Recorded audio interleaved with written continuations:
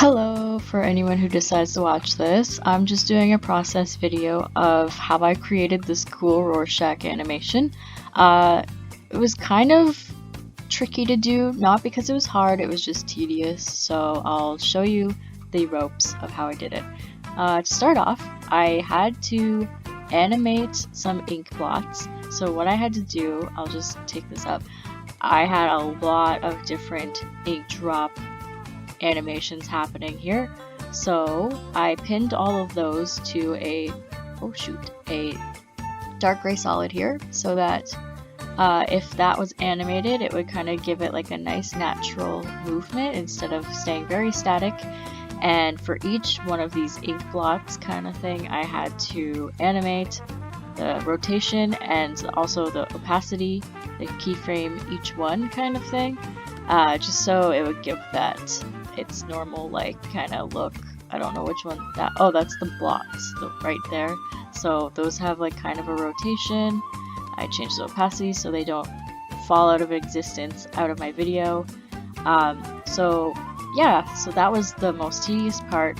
I had to do that for 1.5 minutes for each one, so that was kind of crazy. So once I had those, as I was making those actually, I kind of went back and forth to see between these two comps. So after I was done, I actually realized you could view two different comps at once. But yeah, after I finished, so that's fine. But yeah, this one is two comps together of this one, just mirrored, so I could kind of see like what the final result would look like when I was playing with the ink blots. So I would go to this one really like after every time I moved something pretty much. So yeah, that's pretty much the final comp of the Rorschach ink blots. It just took a really long time because there's like a lot of different ink blots. But I'll move on to how I did the color.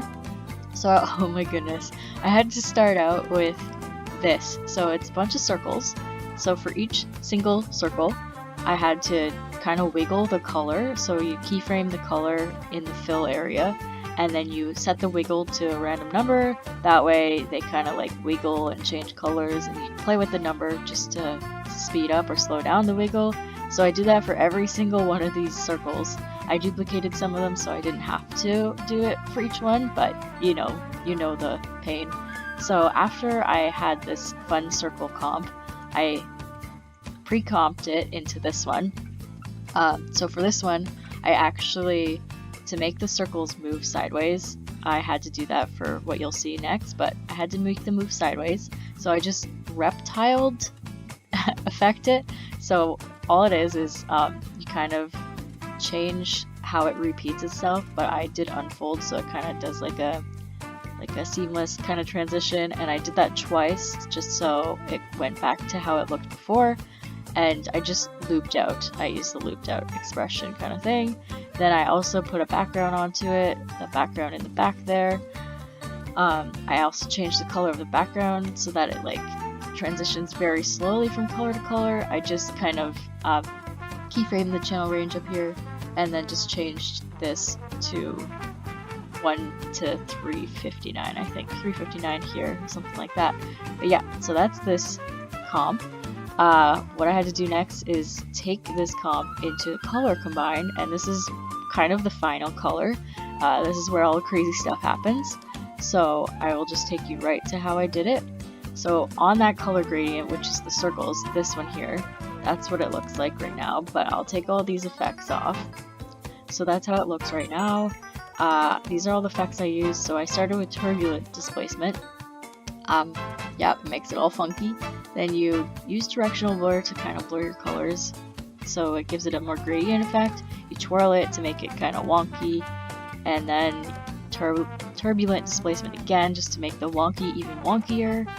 I radial blurred it, or whatever it's called, just to make it more of a gradient. And then I played around with hue and saturation for whatever reason. I also put this ugly friggin' color on top of everything. Oops. Did I just do something bad?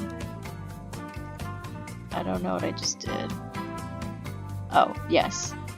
This ugly color on top of everything and multiplied it. I also kind of played around with the colors so that would change a bit.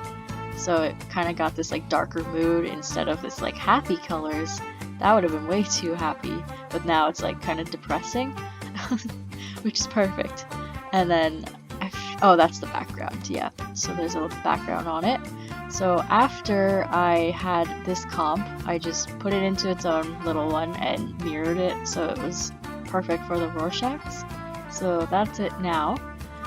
So once I had all of that, I threw everything into this composition called Roar 1, and yeah, so I kind of animated the little ink blot there. I put some extra little droplets to make it look more real.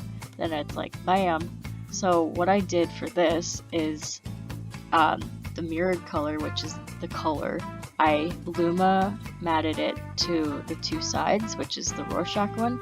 So it worked out perfect. I could have like did this, but I think this one works best for it because it kind of gives it that dark feeling. So that's the color. I put a white solid at the back just for a white background, obviously, and that's that.